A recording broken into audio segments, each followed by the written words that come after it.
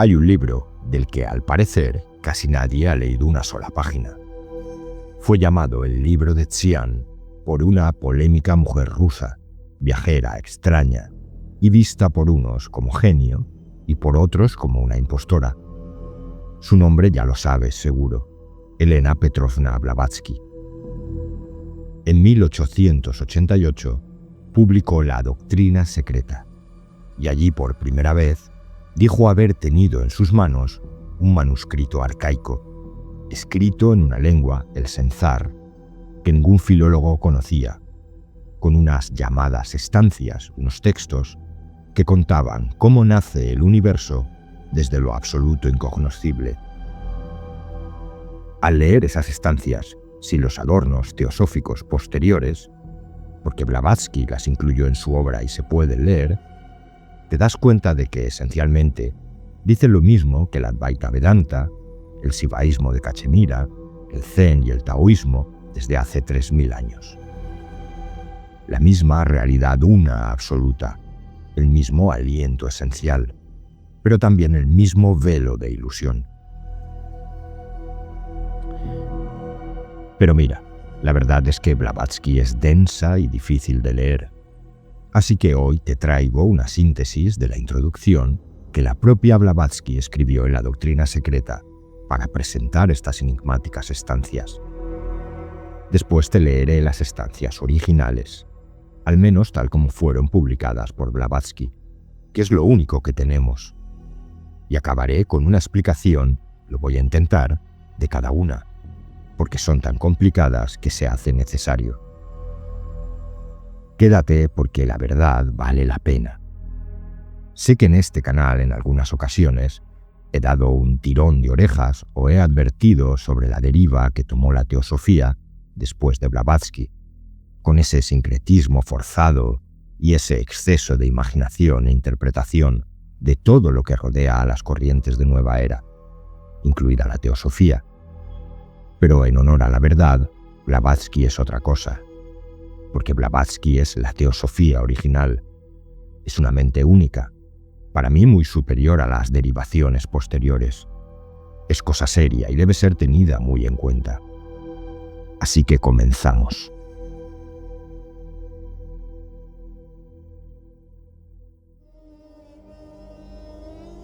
Blavatsky empieza afirmando que tiene delante un manuscrito arcaico, hecho de hojas de palma impermeables al agua, al fuego y al aire, por algún procedimiento que ya nadie conoce. Dice que en la primera página hay un disco blanco perfecto sobre fondo negro intenso, y en la segunda, el mismo disco, pero ahora con un punto en el centro. Ese par de símbolos ya significan mucho. El disco blanco sobre el negro es el cosmos en la eternidad, antes de que la energía despierte. Es el pralaya, noche cósmica o reposo absoluto. Si lo traducimos al lenguaje del Vedanta, es Brahman antes de cualquier movimiento. Al lenguaje del Tao es el Wu, el vacío anterior al uno. Al lenguaje de Meister Eckhart es la Gotheit, la deidad anterior a Dios. Da igual el nombre. Lo importante es entender que ese círculo es la unidad de la que todo procede y a la que todo vuelve. Su circunferencia es un símbolo forzosamente limitado, no porque la realidad lo esté, sino porque la mente humana sí lo está, y dentro del plano blanco palpita el alma universal sin saberlo. El segundo símbolo, el disco con el punto, ya es otra cosa diferente. El punto es el germen, la primera diferenciación, o el momento en que ese algo decide soñar. Es Aditi en aquello, dicen los Vedas. Es la primera vibración del Tao. Es el hágase la luz sin que nadie diga hágase. Y luego Blavatsky va más allá. El punto se transforma en un diámetro, después en una cruz dentro del círculo, después en la tau, después en la esvástica. Cada uno de esos símbolos marca una etapa del despliegue de las llamadas razas raíces. Lo que importa retener es la lógica, del círculo puro al símbolo cruzado, de lo uno a lo manifestado, de la potencia al acto.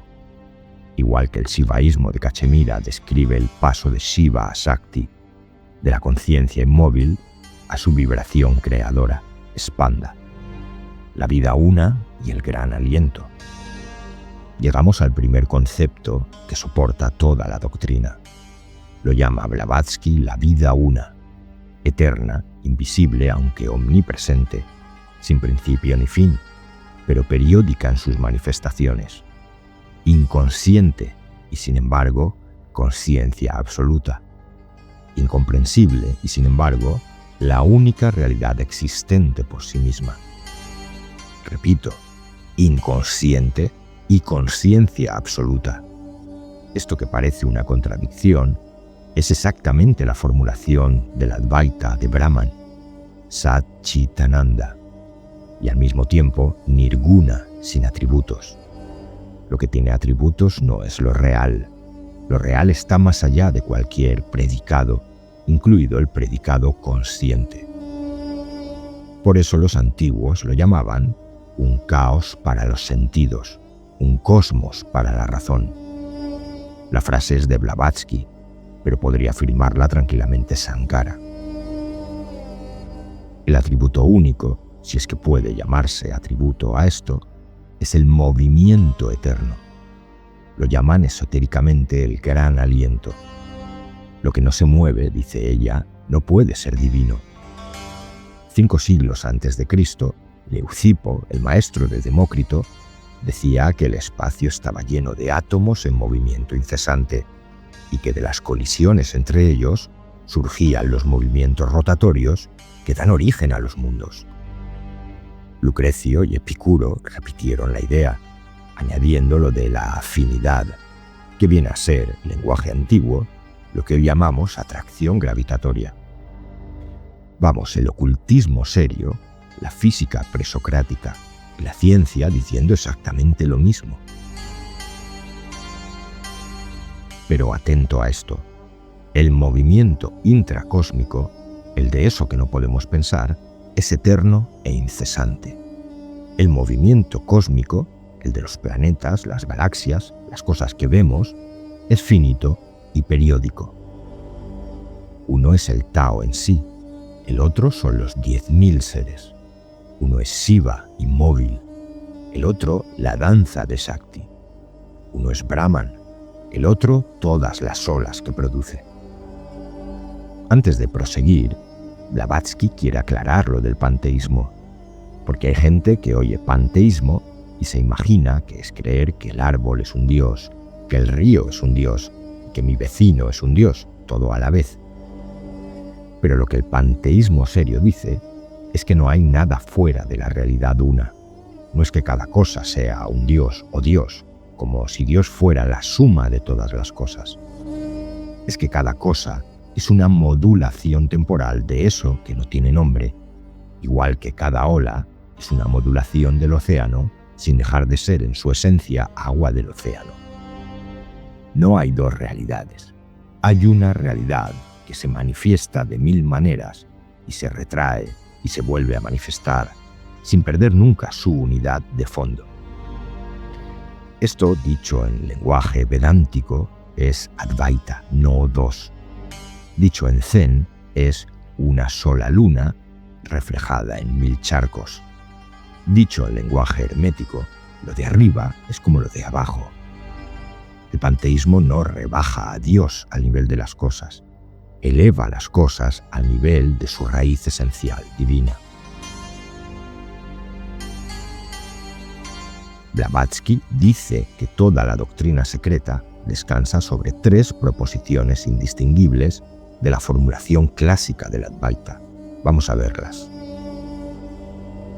Primera proposición, el principio absoluto. Hay un principio omnipotente, eterno, sin límites e inmutable, sobre el cual no se puede especular, porque trasciende todo lo que la mente humana es capaz de pensar. Cualquier cosa que digamos de él lo empequeñece. Está fuera del alcance del pensamiento. El Mandukya Upanishad lo llama inconcebible e inefable. Meister Eckhart usó la palabra Abgrund, abismo sin fondo. Blavatsky propone otro nombre, la seidad, en sánscrito sat, que no es lo mismo que ser. El ser ya implica algo, ya tiene un predicado. La seidad es antes de ser nada en particular. Es la raíz sin raíz de todo cuanto fue, es o ha de ser. Esta seidad tiene dos aspectos, aunque sea una sola. Un aspecto es el espacio abstracto absoluto, la pura subjetividad que no puede concebir en sí mismo. El otro aspecto es el movimiento abstracto absoluto, la conciencia incondicionada. Porque fíjate, ya lo decían los filósofos occidentales, no hay conciencia sin cambio, y nada simboliza el cambio mejor que el movimiento. Por eso, al segundo aspecto se le llama también el gran aliento. Estos dos aspectos son los que los vedantinos llaman Parabrahman y Mula Prakriti. Parabrahman es la realidad una, el campo de la conciencia absoluta o esencia que está fuera de toda relación con la existencia condicionada y de la cual la existencia consciente es solo un símbolo condicionado. Mula Prakriti es la sustancia raíz precósmica, el aspecto de lo absoluto que sirve de fundamento a todos los planos objetivos de la naturaleza. En cuanto salimos, aunque sea solo con el pensamiento, de esa negación absoluta, surge el dualismo, espíritu y materia, sujeto y objeto. Pero espíritu y materia no son dos realidades independientes, son los dos rostros del mismo Parabrahman, la misma idea del sivaísmo de Cachemira. Siva, conciencia, y Sakti, energía, materia, como inseparables e indistintos en su esencia, dos caras del mismo Anuttara, lo que no tiene nada más allá. Segunda proposición. La ciclicidad es ley. La segunda proposición dice que la eternidad del universo es un plano sin límites, donde aparecen y desaparecen incesantemente innumerables universos, igual que las olas que hace el océano. El libro de Xian los llama las estrellas que se manifiestan y las chispas de la eternidad, y compara la aparición y desaparición de los mundos con el flujo y reflujo regular de las mareas. Blavatsky está enunciando la ley universal de la periodicidad. Día y noche, vida y muerte, sueño y vigilia, inhalación y exhalación, Manvantara, periodo de manifestación, y Pralaya, periodo de reposo cósmico. No hay nada en la naturaleza que escape a esto, ni siquiera el universo entero, porque lo que llamamos el universo no es un acontecimiento único, es una pulsación de un proceso pulsando eternamente. Esto en el hinduismo es elemental, el día y la noche de Brahma, pero también lo encontramos en el eterno retorno de Nietzsche, en los ciclos de Hesíodo, en la cosmología de los mayas. Tercera proposición. Todas las almas son una sola alma. Llegamos al corazón espiritual de este sistema. La tercera proposición dice que existe la identidad fundamental de todas las almas con el alma suprema universal, siendo esta última un aspecto de la raíz desconocida, y que todas las almas, como destellos de esa alma única, están obligadas a peregrinar a través del ciclo de encarnación conforme a la ley cíclica y kármica. Dicho de otra manera, ninguna alma divina puede tener existencia consciente, independiente, antes de haber pasado por todas las formas elementales del mundo manifestado y haber adquirido individualidad. Primero, por impulso natural, después, por esfuerzos propios conscientemente dirigidos. Desde el mineral hasta el ángel más alto, pasando por la planta, el animal y el hombre. Y Blavatsky es tajante en algo que casi nadie le perdona, pero es importantísimo, fíjate. Dice que no hay privilegios ni dones especiales, salvo aquellos que el ego se gana por su propio esfuerzo a lo largo de una larga serie de reencarnaciones. Interesante. ¿Qué crees tú que has hecho realmente por ti mismo y qué crees que te ha sido dado? La doctrina, como ves, es exactamente la del Advaita. Tat Tvam Asi, eso eres tú.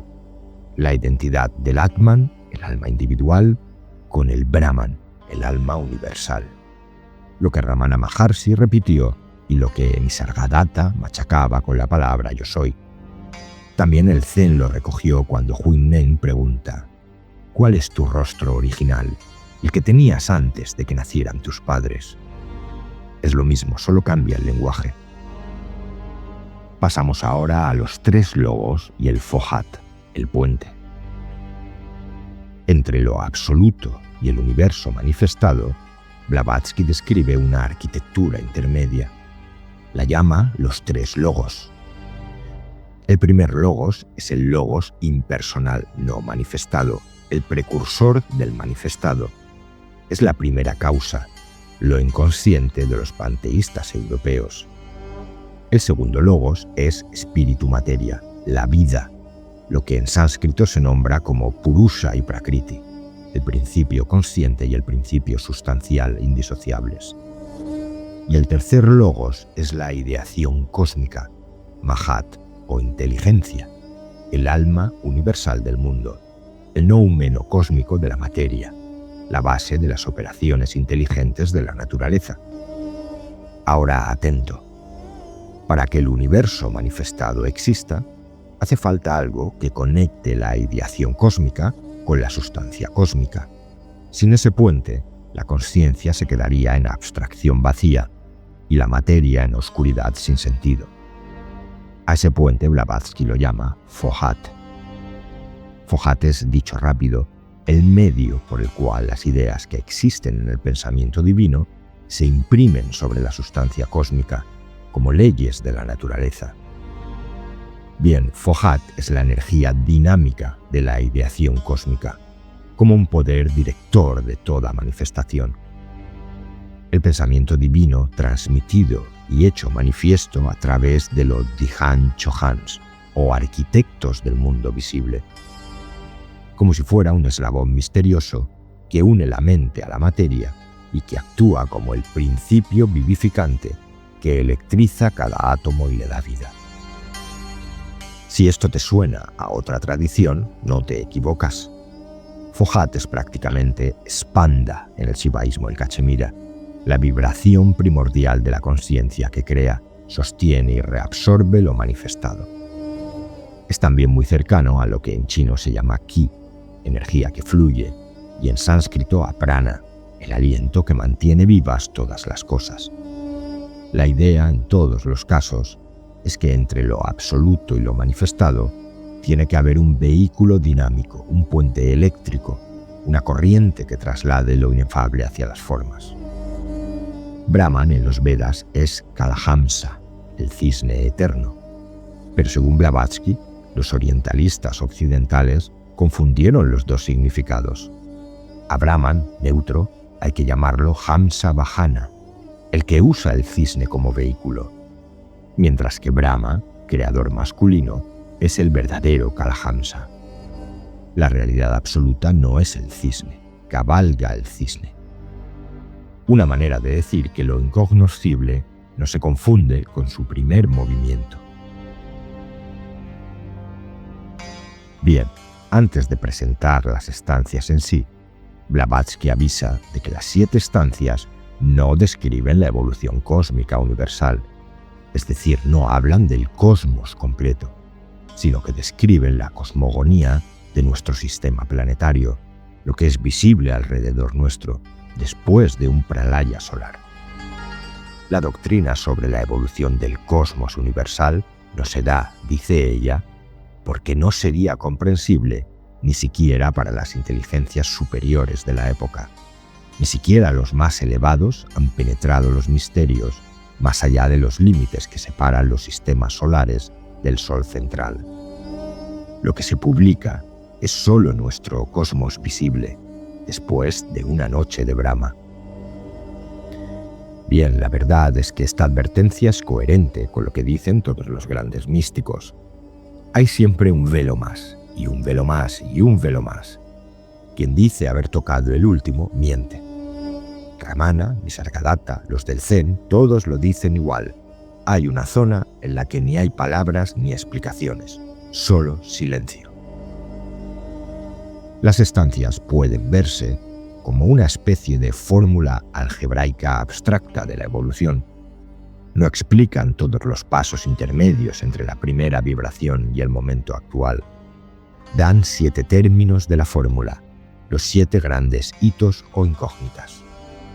La misma fórmula vale para nuestra Tierra, para nuestro sistema solar, para la cadena planetaria y así, en escala ascendente, hasta que la mente se cansa. Bien, los 7 hitos son estos.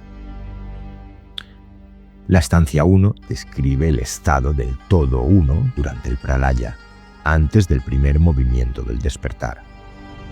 La estancia 2 describe una etapa que para una inteligencia occidental parece casi idéntica a la primera, pero que ya contiene una diferencia sutil que requiere intuición para captar. La estancia 3 describe el despertar del universo a la vida después del pralaya, cómo surgen las mónadas de su estado de absorción en el uno, y el término y el proceso se aplica tanto para el sistema solar más vasto como para el átomo más diminuto. La estancia 4 presenta la diferenciación del germen del universo en la jerarquía septenaria de poderes divinos conscientes, los constructores, los Dhyan Chohans, esa creación de los dioses que la mitología india recoge. La estancia 5 describe el proceso de formación del mundo. Primero materia cósmica difusa, después el torbellino ígneo, primera etapa de una nebulosa, condensación, transformaciones, sistema solar, cadena planetaria, hasta planeta único. La estancia 6 indica las etapas de la formación de un mundo, hasta su cuarto gran periodo, el periodo en el que estamos ahora. La estancia 7, finalmente, traza el descenso de la vida hasta la aparición del hombre. Una cosa más y realmente importante. Blavatsky es la primera en decir que ella misma, la humilde reproductora, como se autodenomina, no entiende lo que está omitido, con esa humildad que choca con la imagen que tenemos de ella. Además sugiere al lector que considere todo como un cuento de hadas, si así desea, o como una especulación de soñadores, o como una hipótesis científica más. No es, dice, menos científica que muchas teorías, pero es más filosófica y más probable. Así que cada uno decide cómo interpretar esto. Pero vamos ya a las estancias originales recogidas en la doctrina secreta.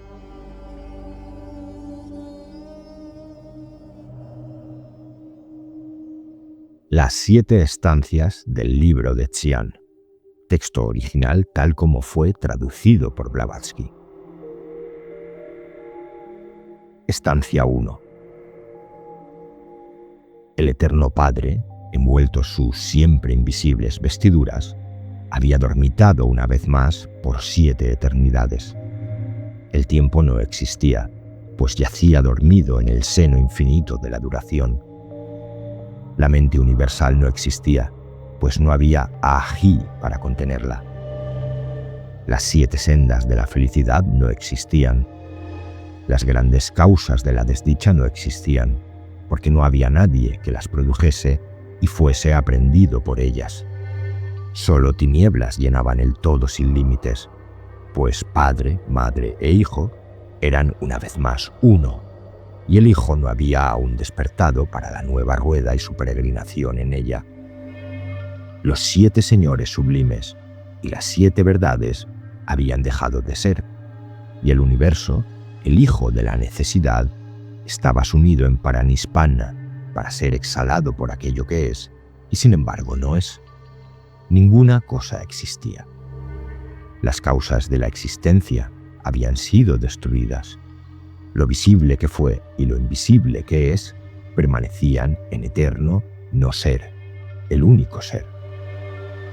La forma una de existencia, sin límites, infinita, sin causa, se extendía sola en sueño sin ensueño, y la vida palpitaba inconsciente en el espacio universal, en toda la extensión de aquella omnipresencia que percibe el ojo abierto de Dangma. Pero ¿dónde estaba Dangma cuando el alaya del universo estaba en Paramartha y la gran rueda era Anupadaka?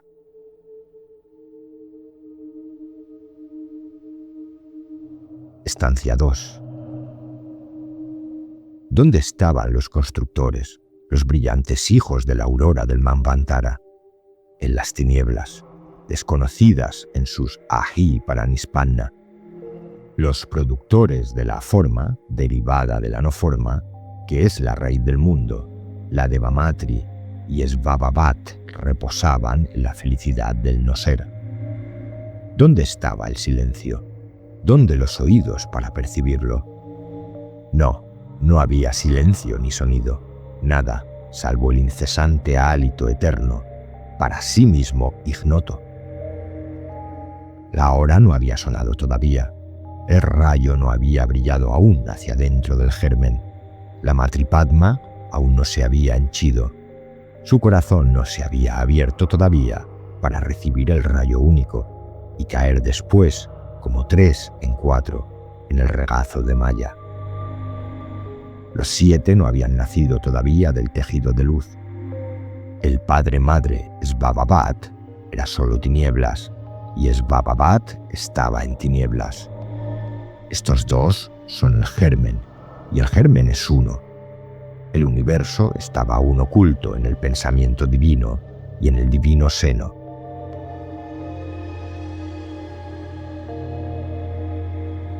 Estancia 3. La última vibración de la séptima eternidad palpita a través del infinito.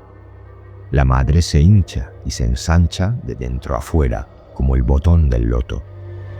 Cunde la vibración y sus veloces alas tocan al universo entero y al germen que mora en las tinieblas. Tinieblas que alientan sobre las dormidas aguas de la vida. Las tinieblas irradian la luz, y la luz emite un rayo solitario en las aguas, dentro del abismo de la madre. El rayo traspasa el huevo virgen. El rayo hace estremecer al huevo eterno, y desprende el germen no eterno, que se condensa en el huevo del mundo. Los 3 caen en los 4. La radiante esencia viene a ser 7 interiormente, 7 exteriormente. El luminoso huevo, que es 3 en sí mismo, cuaja y se esparce en coágulos blancos como la leche, por toda la extensión de las profundidades de la madre, la raíz que crece en los abismos del océano de la vida. La raíz permanece, la luz permanece, los coágulos permanecen, y sin embargo, Oeaohu es uno. La raíz de la vida estaba en cada gota del océano de inmortalidad, y el océano era luz radiante, la cual era fuego y calor y movimiento. Las tinieblas se desvanecieron y no fueron más. Desaparecieron en su esencia misma, el cuerpo de fuego y agua del Padre y la Madre. He aquí, oh Lanu, al radiante hijo de los dos, la gloria refulgente sin par, el espacio luminoso, hijo del negro espacio, que surge de las profundidades de las grandes aguas oscuras.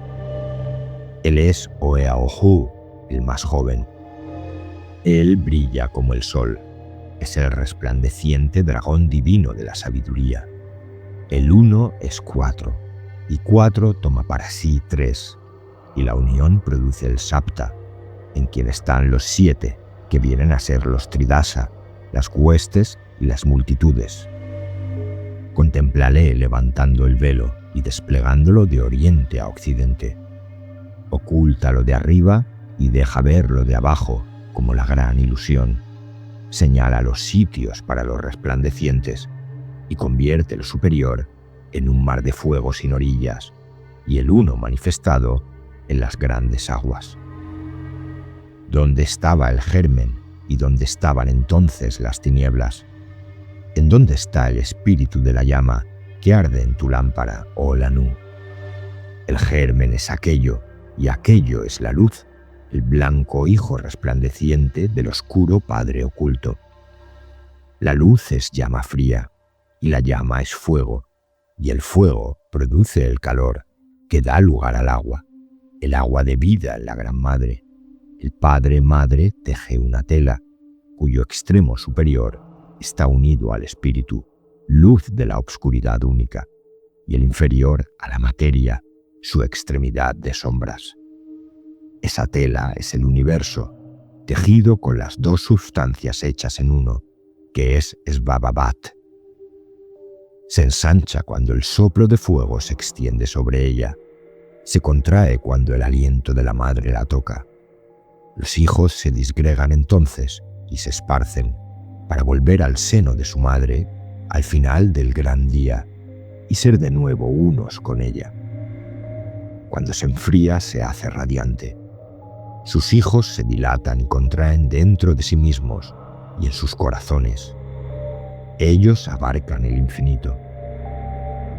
Entonces Svababat envía a Fohat para endurecer los átomos. Cada uno es una parte de la tela, reflejando al Señor que existe por sí mismo como un espejo, cada cual a su vez viene a ser un mundo.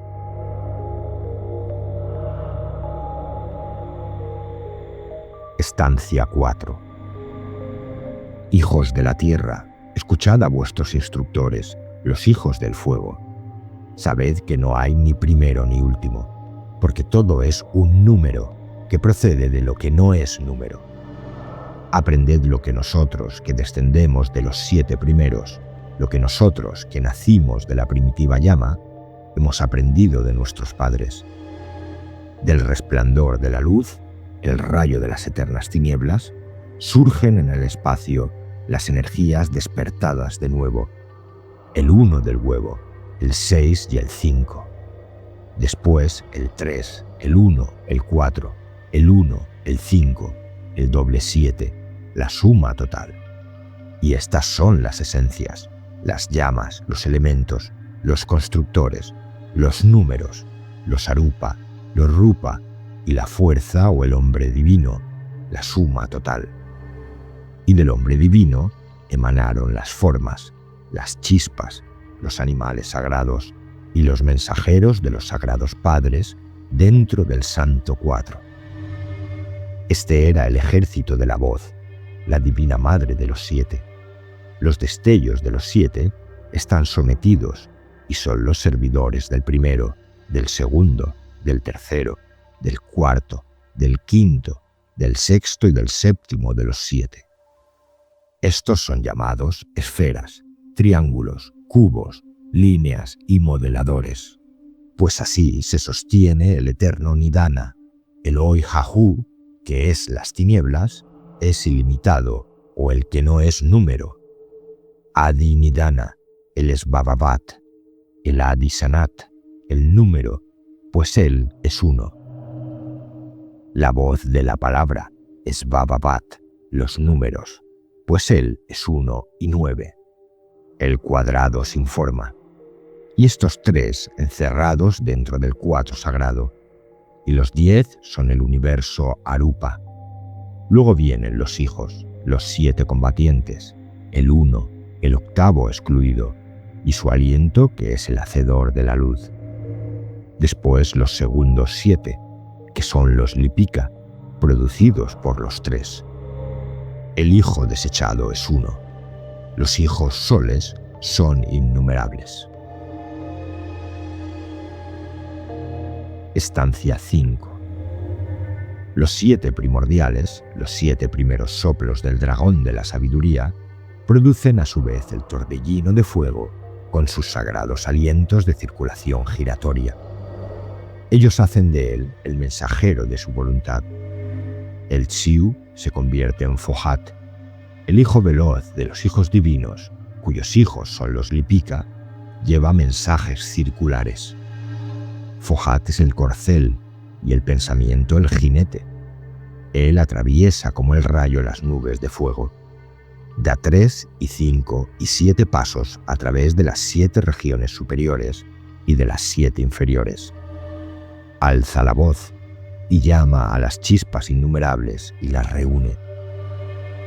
Él es su conductor, el espíritu que las guía. Cuando comienza su obra, separa las chispas del reino inferior, que se ciernen y tiemblan gozosas en sus radiantes moradas, y forma con ellas los gérmenes de las ruedas. Las coloca en las 6 direcciones del espacio y une en el centro, la rueda central.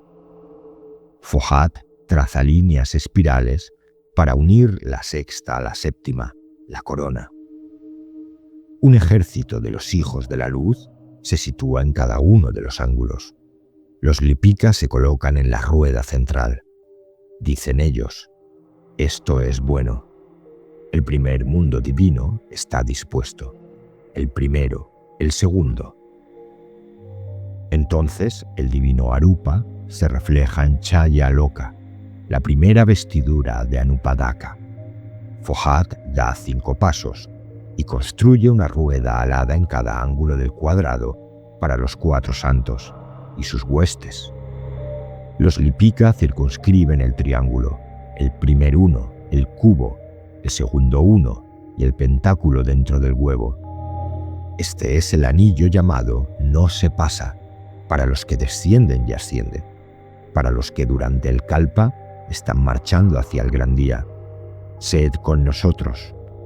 Así fueron formados los Arupa y los Rupa, de la luz única, 7 luces, de cada una de las 7, 7 veces 7 luces. Las ruedas vigilan el anillo. Estancia 6. Por el poder de la Madre de Misericordia y Conocimiento, Kuan Yin, la triple de Kuan Shai Yin, que reside en Kuan Yin Tien, Fohat, el aliento de su progenie, el hijo de los hijos, habiendo hecho salir de las profundidades del abismo inferior la forma ilusoria de Xian Chan y los 7 elementos. El veloz y radiante Uno produce los 7 centros Laya, contra los cuales nadie prevalecerá hasta el gran día. Sed con nosotros, y asienta el universo sobre estos eternos fundamentos, rodeando a Xian Chan con los gérmenes elementales. De los 7, primero 1 manifestado, 6 ocultos, 2 manifestados, 5 ocultos, 3 manifestados, 4 ocultos, 4 producidos, 3 escondidos, 4 Yun-Chan revelados, 2 y una mitad ocultos, 6 para manifestarse, 1 dejado aparte. Últimamente, 7 pequeñas ruedas girando, una dando nacimiento a la otra. Él las construye a semejanza de ruedas más antiguas, colocándolas en los centros imperecederos. ¿Cómo las construye Fohat? Él reúne el ígneo polvo, hace esferas de fuego, corre al través de ellas y a su alrededor, infundiéndoles vida, y después las pone en movimiento, a las unas en esta dirección, a las otras en aquella. Están frías y él las caldea, están secas y él las humedece, brillan y él las aventa y las refresca. Así procede Fohat del uno al otro crepúsculo durante 7 eternidades. En la cuarta, los hijos reciben orden de crear sus imágenes. La tercera parte se niega, las otras 2 obedecen. La maldición se pronuncia. Nacerán en la cuarta, sufrirán y harán sufrir. Esta es la primera guerra. Las ruedas más antiguas rodaban hacia abajo y hacia arriba. La hueva de la madre llenaba el todo. Hubo batallas reñidas entre los creadores y los destructores, y batallas reñidas por el espacio, apareciendo y reapareciendo la semilla continuamente. Haz tus cálculos, Lanu, si quieres saber la edad exacta de tu pequeña rueda. Su cuarto rayo es nuestra madre. Alcanza el cuarto fruto del cuarto sendero del conocimiento, que conduce al nirvana, y tú comprenderás, porque verás. Estancia 7. He aquí el principio de la vida informe sintiente. Primero, el divino, el uno que procede del Espíritu Madre. Después, el espiritual, los tres emanando del uno, los cuatro emanando del uno, y los cinco de los cuales proceden los tres, los cinco y los siete. Estos son los triples y los cuádruples hacia abajo, los hijos nacidos de la mente del primer Señor, los siete resplandecientes. Ellos son tú, yo, él, oh Lanú, los que velan sobre ti y tu madre, Bumi. El rayo único multiplica los rayos menores. La vida precede a la forma, y la vida sobrevive al último átomo. A través de los rayos innumerables, el rayo de la vida, el uno parecido a un hilo que ensarta muchas cuentas.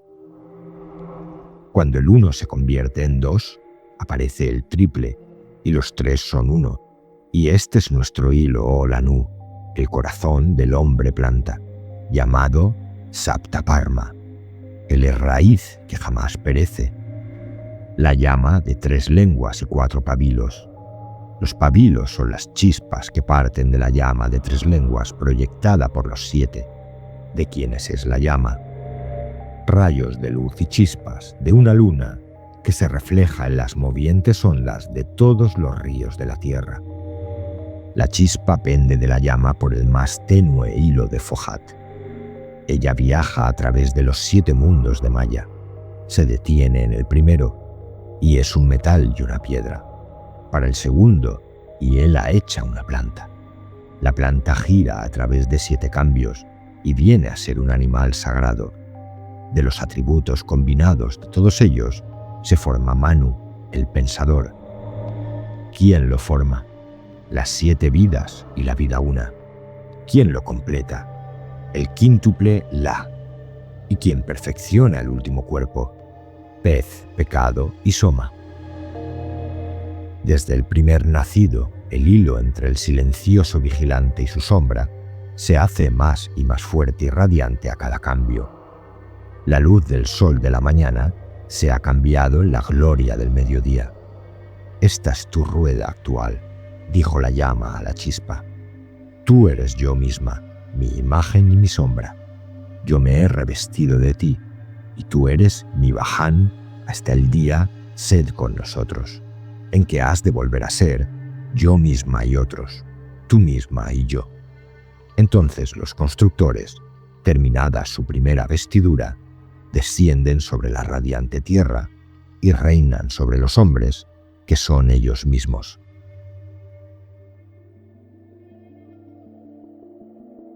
Casi nada, ¿verdad? Que la marinera, decimos en España. Así es y acaba este texto arcaico, oscuro, confuso y, reconozcámoslo, casi incomprensible. Pero bueno, intentaré hacer una interpretación de las 7 estancias, medio explicadas en un lenguaje que entendamos, una por una. Explicación de la estancia 1, el sueño antes del sueño. Creo que la estancia 1 describe lo que hay antes de que haya nada.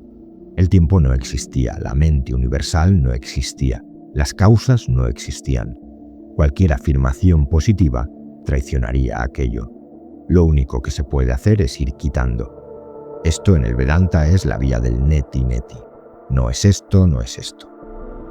El método de los Upanishads, con el que después Ramana y Nisargadatta apuntaban hacia el sí mismo. Quitar, quitar, quitar, hasta que queda lo que ya no se puede quitar. El eterno Padre, envuelto en sus vestiduras invisibles. Es para Brahman antes del primer estremecimiento. Padre, madre e hijo eran una vez más uno. Las 3 emanaciones que después se desplegarán están aún replegadas. Lo visible y lo invisible están ambos en el eterno no ser, que es el único ser. Fíjate en la paradoja, el no ser es el único ser. Vamos, que el Tao que puede ser dicho no es el Tao eterno. Y al final un verso desconcertante. ¿Dónde estaba Dangma cuando el alaya del universo estaba en Paramartha y la gran rueda era Anupadaka? Sin respuesta por mi parte, no entiendo nada. Explicación de la estancia 2. La diferencia que casi no se nota. La estancia 2 parece igual a la 1 y eso es justo lo que Blavatsky avisó. Pero hay una diferencia sutilísima y es esta. En la 1 ni siquiera el no ser tenía atisbo alguno de movimiento. En la 2 ese aliento incesante eterno y hasta ahí, aunque para sí mismo ignoto. Hay una previbración, una potencia que aún no es acto pero que ya no es nada. Los constructores, los brillantes hijos de la aurora, ya están pero todavía duermen en las tinieblas desconocidas. La matriz loto aún no se ha henchido y el rayo aún no ha brillado dentro del germen. Padre, madre, Svabhavat, sigue siendo solo tinieblas y está en tinieblas. Pero atento, dice, estos dos son el germen y el germen es uno. Es decir, la dualidad se insinúa, pero es unidad todavía antes de manifestarse. En el sivaísmo de Cachemira esto es exactamente la fase Sadashiva y Svara.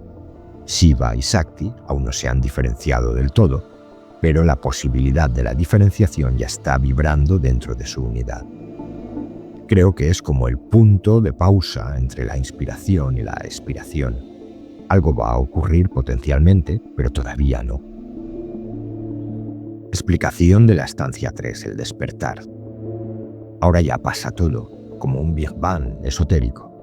La última vibración de la séptima eternidad palpita a través del infinito. La madre, la matriz cósmica, se hincha y se ensancha como un botón de loto que se abre. Las tinieblas irradian la luz. La luz emite un rayo solitario sobre las aguas. El rayo traspasa el huevo virgen. El huevo se estremece y de ahí se desprende el germen no eterno que se condensa en el huevo del mundo. Todo esto es pura imagen cosmogónica. Aguas primordiales, huevo cósmico, rayo fecundador. Tenemos las mismas imágenes en los Vedas, en el mito egipcio de Nun, en Hesíodo, en el Génesis. No hay aquí ningún invento de Blavatsky, sino una metáfora constante y universal del origen. Lo interesante viene después. Dice, los tres caen en los cuatro. Es decir, la trinidad metafísica original, espíritu, sustancia y su unión, se proyecta sobre la cuaternidad de la manifestación. El 3 se vuelve 4 al tocar la materia. Y aquí aparece Oeaohu, ese nombre vibratorio rarísimo que dice es el resplandeciente dragón divino de la sabiduría.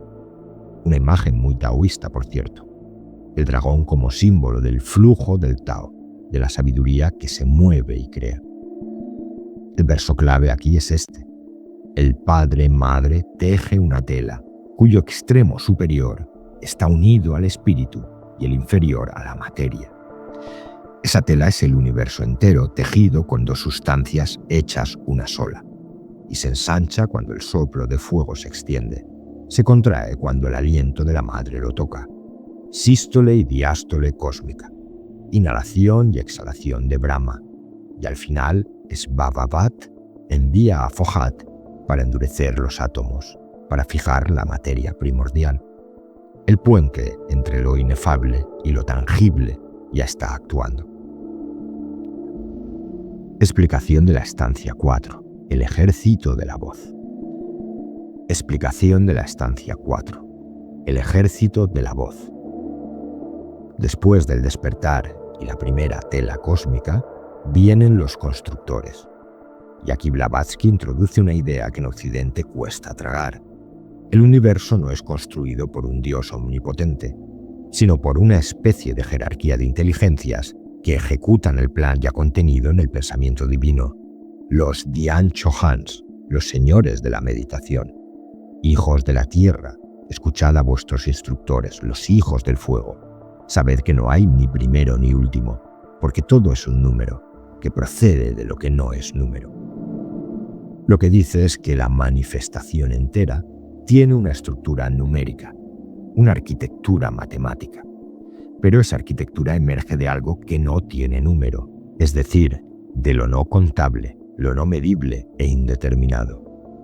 Los pitagóricos, que de esas cosas de números sabían un rato, decían exactamente esto. El número es la forma del cosmos, pero el origen del número es la mónada, lo no numérico. Y los lipika, que aparecen en el verso 6, son los registradores, los escribas cósmicos que llevan la cuenta del karma de todos los seres. Es la misma función que en el budismo cumplen los archivos de la casa. Ningún acto se pierde, todo queda registrado eternamente en la sustancia sutil del universo, o bien otra forma de decirlo es que todo es interdependiente y afecta a todo lo demás. Explicación de la estancia 5. El torbellino que enciende los mundos. Llegamos a la formación de los mundos físicos. Los 7 primordiales, los 7 primeros soplos del dragón de la sabiduría, producen el torbellino de fuego. Hoy diríamos, las nebulosas primordiales, el plasma incandescente del que después salen las estrellas y los planetas. Y aquí Fohat como protagonista. Fohat es el corcel y el pensamiento el jinete. Imagen preciosa. La energía cósmica galopa, pero está montada y guiada por la inteligencia. No es energía ciega, es energía dirigida. Ese Fohat dirigido traza líneas espirales y los lipika circunscriben el triángulo, el cubo y el pentáculo dentro del huevo. Eso forma el anillo no se pasa, que Dion Fortune explicaría después en su doctrina cósmica como el límite cósmico, más allá del cual la conciencia ya no puede aventurarse sin haberse purificado del todo. Esta imagen del anillo no se pasa también es muy parecida al Brahmaloka del Vedanta o al Bhavagra del budismo, el último techo de la manifestación. Más allá ya no hay manifestación, hay solo lo incognoscible. Y solo se cruza ese anillo, dicen los maestros, cuando uno ya no es uno. Explicación de la estancia 6, la primera guerra. La 6 es una estancia que la verdad no esperaba y es dramática. Primero aparece Kuan Yin, diosa china de la misericordia y el conocimiento, y dice que por su poder Fohat hace surgir la forma ilusoria de Sien Chan, el universo manifestado, con sus 7 elementos, y se asienta el universo sobre estos eternos fundamentos. Después viene una descripción curiosa de la manifestación progresiva. Primero 1 manifestado, 6 ocultos, 2 manifestados, 5 ocultos, como si los 7 principios cósmicos se fueran revelando uno a uno, mientras los demás permanecen ocultos. La manifestación nunca es total, siempre queda algo sin revelar. Y entonces el verso 5 dice: en la cuarta, los hijos reciben orden de crear sus imágenes. La tercera parte se niega, las otras 2 obedecen. La maldición se pronuncia. Nacerán en la cuarta, sufrirán y harán sufrir. Esta es la primera guerra. Suena mucho al mito de la caída de los ángeles. Una tercera parte de los constructores se niega a encarnar. ¿Por qué? Porque encarnar en la materia es renunciar a la libertad pura del espíritu. Esa rebeldía es lo que en muchas tradiciones aparece como el ángel caído, Lucifer, Prometeo, el que se niega y por eso desciende. Pero los que obedecen también sufren, por vía de la encarnación voluntaria. Las 2 vías generan dolor. Esa es la primera guerra, la lucha entre la voluntad espiritual y la necesidad material. El verso final habla de la materia. Su cuarto rayo es nuestra madre. Estamos en la cuarta ronda, en el cuarto rayo, en el cuarto fruto del cuarto sendero. Y 4 es el número de la materia manifestada. Y nuestro planeta es producto de esa cuarta fase. Y finalmente la explicación de la estancia 7, la chispa que vuelve a casa. La última estancia es la historia del descenso del espíritu hasta el hombre. He aquí el principio de la vida informe sintiente. La vida ya está, pero aún sin forma. De ella surge primero el divino, el uno. después el espiritual, después los 3, los 4, los 5, una emanación progresiva, y llegamos a la imagen central. El rayo único multiplica los rayos menores. La vida precede a la forma, y la vida sobrevive al último átomo. A través de los rayos innumerables, el rayo de vida, el uno, parecido a un hilo que ensarta muchas cuentas. Esto está en los Upanishads, el hilo alma, el sí mismo universal, que atraviesa todos los seres como el hilo que atraviesa las cuentas de un collar. Ramana Maharshi decía esas palabras casi literales, y Nisargadatta también. La identidad real de todos los seres no es la cuenta, sino el hilo. Las cuentas vienen y van, mientras el hilo permanece. Después viene el viaje de la chispa por los 7 mundos de Maya. La chispa que pende de la llama por el hilo de Fohat. Primero es metal y piedra, después planta, después animal sagrado. Y al final, combinando los atributos de todos los reinos anteriores, se forma Manu, el pensador, el ser humano consciente. ¿Quién lo forma? Las 7 vidas y la vida una. Es decir, todos los reinos previos colaboran en la formación del hombre autoconsciente. Llevamos dentro el mineral, la planta, el animal y ese algo más. Somos como la condensación de toda la historia evolutiva del cosmos. Y el verso final. Esta es tu rueda actual, dijo la llama a la chispa. Tú eres yo misma, mi imagen y mi sombra. Yo me he revestido de ti, y tú eres mi Vahán hasta el día Set con nosotros, en que has de volver a ser yo misma y otros, tú misma y yo. La llama habla a la chispa y le dice, tú eres yo. La chispa ha olvidado quién es porque se ha vestido de forma, pero la llama nunca ha dejado de ser ella misma a través de la chispa. Y un día, dice la estancia, la chispa volverá a ser yo misma y otros, tú misma y yo. La unión sin pérdida de la diferencia, que es palabra por palabra la formulación final de que la realización no destruye la individualidad. Interesante, la transfigura en otra cosa. Bueno, aquí estamos, después de 7 estancias que vienen del mundo del ocultismo y el esoterismo occidental, pero parece que hayamos hecho un recorrido por el Vedanta, el taoísmo, el zen, el shivaísmo, los místicos cristianos e incluso los filósofos presocráticos griegos. Brahman, Tao, el vacío, el Dios absoluto, trascendente, el uno, el Padre oculto. Me da igual cómo lo llames, y me da igual desde qué tradición lo mires. El caso es que este es uno de esos dedos que señalan a algo. ¿A qué? No señala todavía a nada. Señalan al verdadero dedo que apunta y que se llama sabiduría secreta, sabiduría oculta, gnosis, no saber, la gran duda, y que señala algo que no depende de las palabras que usamos para señalarlo y de lo que no se puede hablar. Como mucho podemos hacer poesía, imagen y metáfora. Blavatsky lo nombró el eterno Padre envuelto en sus vestiduras invisibles. Quizá pienses que todo esto no son más que cuentos de hadas, y es porque es un cuento. Si te ha sonado a hipótesis posible, perfecto, porque es una hipótesis posible. Y si te ha sonado a verdad, no lo dudes, es que es verdad. Es y no es todo a la vez, como tú y como yo.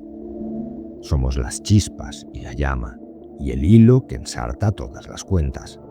Por eso esto es cuento, hipótesis y verdad. Y tú decides. Gracias. Si este vídeo te ha aportado algo, puedes apoyar el canal uniéndote como miembro por el precio de un café al mes y compartiendo el vídeo con quien creas que le pueda servir. Y recuerda que también tienes mi segundo canal, Audiolibros Saber y Sentido, con obras completas de filosofía y espiritualidad. El enlace está en la descripción y aquí en pantalla. Gracias por estar ahí y por formar parte de la comunidad de Saber y Sentido.